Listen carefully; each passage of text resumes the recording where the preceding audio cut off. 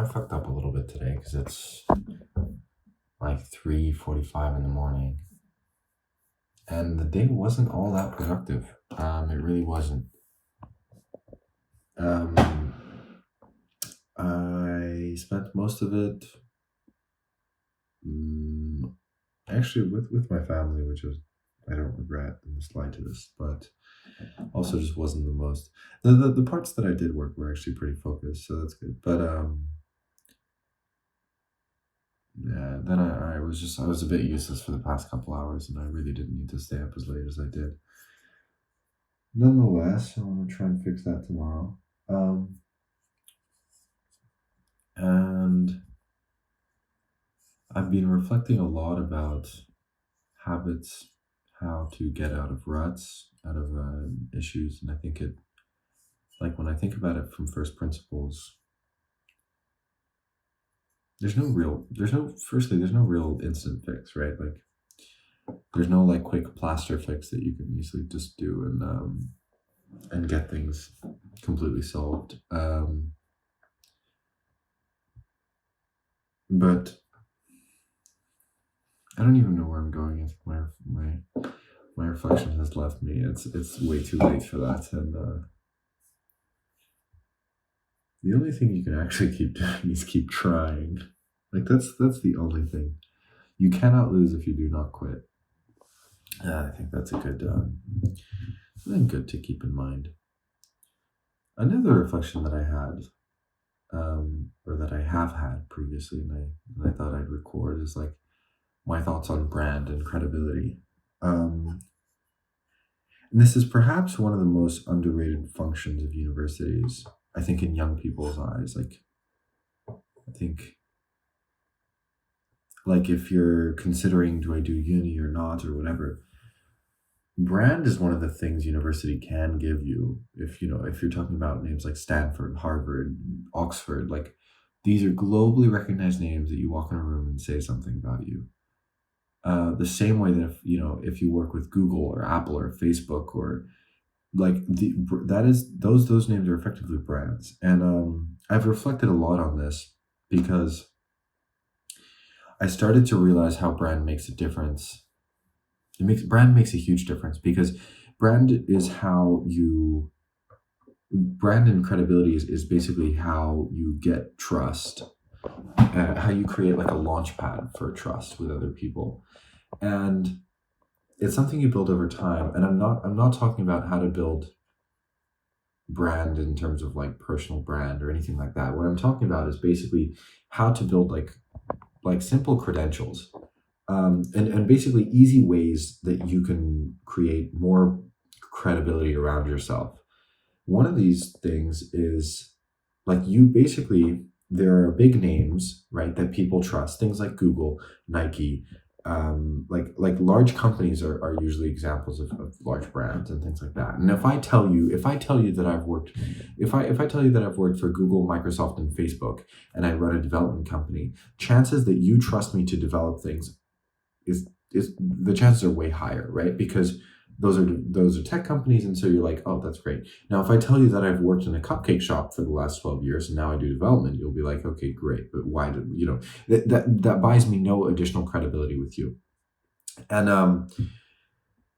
one of the things that I've optimized for is, for example, hiring people from places with brand, either universities or companies and things like that. And one of those reasons is because I may not, so having never attended university myself, I will never be able to create that association, that credibility with the brand, right?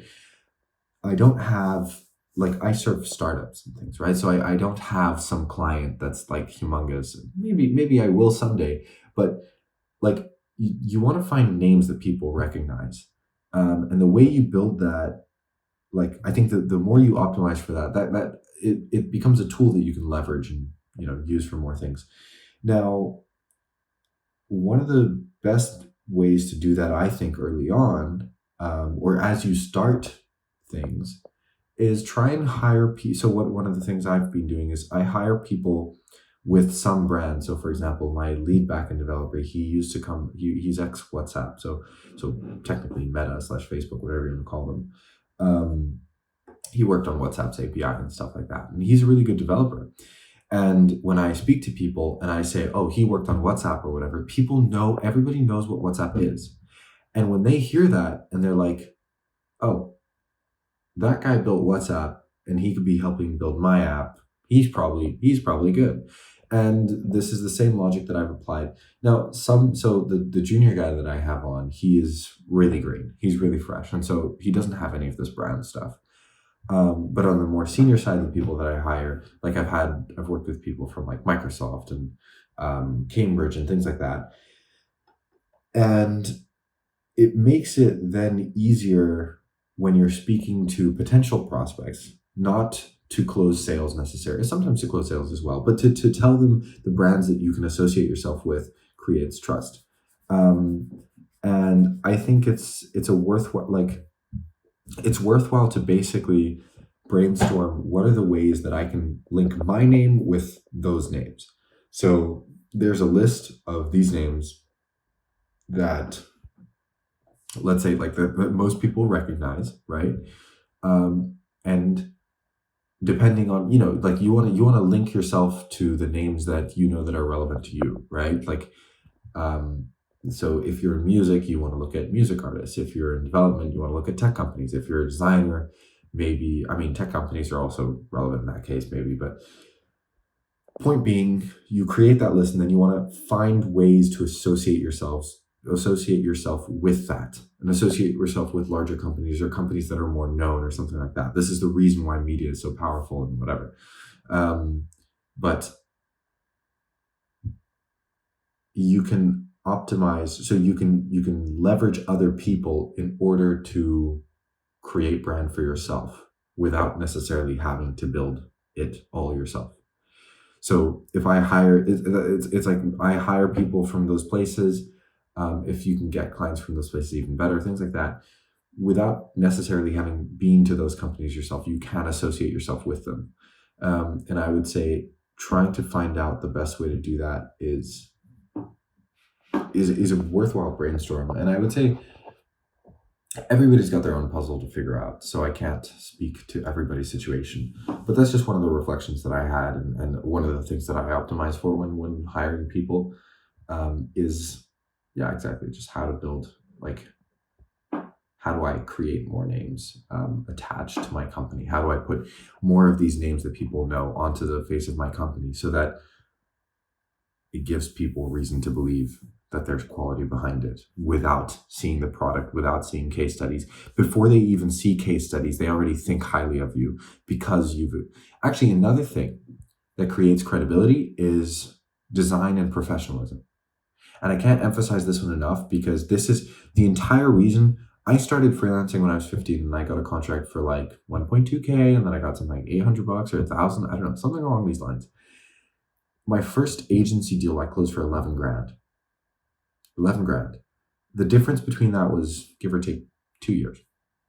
Yeah, maybe a little less. And the reason for that difference was that I learned professionalism and design and like when I went at things as an agency, I was pitching as an agency, and that comes with a different degree of professionalism, with contracts, with, like, I made a whole pitch deck, and now I make pitch decks, I make proposal decks. Things are done. It's an elevated way to pitch your services, and people pay for that because they trust you more.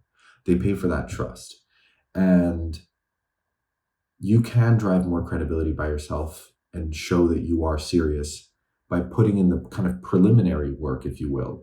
Now, I'm not saying this should not be taken as like design will get you more work or something like that, like writing pretty contracts. No. Because if your work turns out to be shit, then you're going to be at square one. You're going to be square zero. Actually, you'll get nowhere if your product is bad. But it is a way that can drive more credibility to you, at least in my experience. I know for a fact that there have been times when I've been pitching to a prospect and I know said prospect is evaluating their options, they're speaking to other people, and they've gone with us because we look, act, and are the more professional option. And that creates a certain trust.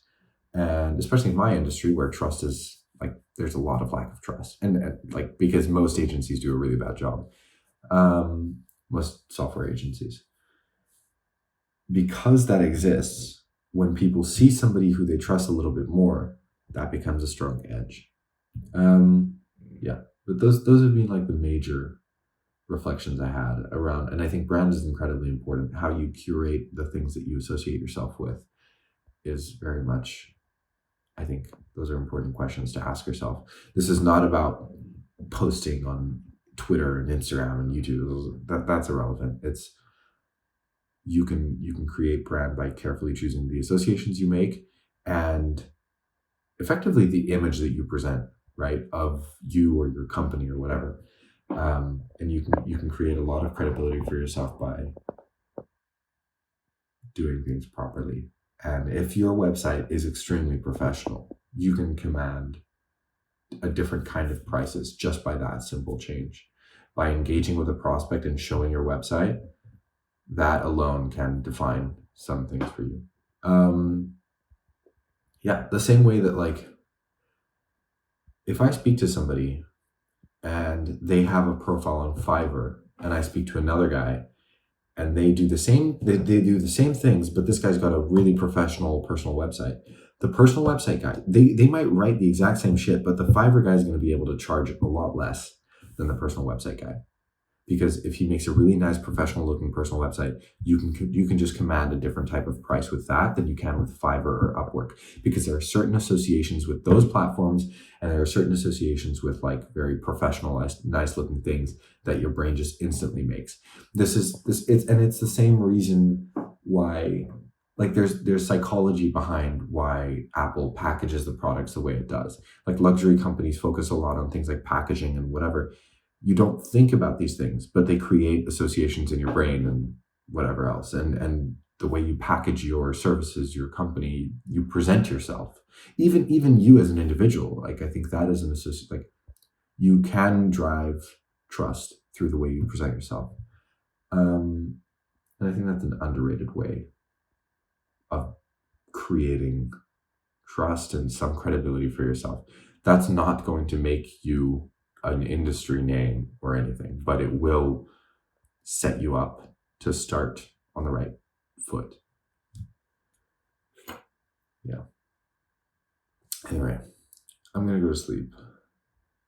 Try and wake up tomorrow about like 10 because I'm sleeping super late. Gotta fix the schedule, go to the gym.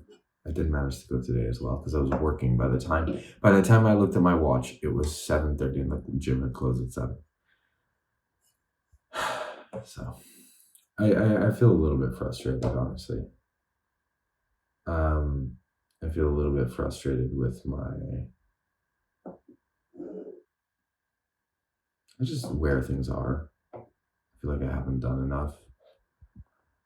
When I look at objectively the number of hours I've worked, it's actually been more, but I feel like I haven't moved the needle on the important things, and it's a frustrating feeling.